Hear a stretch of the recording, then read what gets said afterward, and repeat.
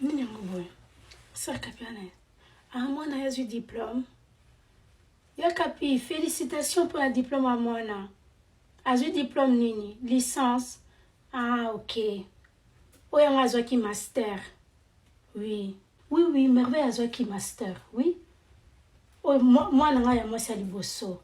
Oui, azwa ki master. Allô Abea. Ah, je n'ai pas eu permis, a eu théorie. Ah, à l'âge. Car, je me rends à Jordan. Jordan déjà, zoyaye, assis sa salle à examen, nyon soit les kakoutoza kuna voiture. Ah, mais, oui, mais ils ont grafté à bas, nyon soit bazom, tom tazana ernaye, hein. Randon a déménagé, à combien appui? A eu un appartement na Bruxelles. Ah, OK, à louer. Jordan a somba. Oui, Jordan a c'est mieux. Merci. Merci.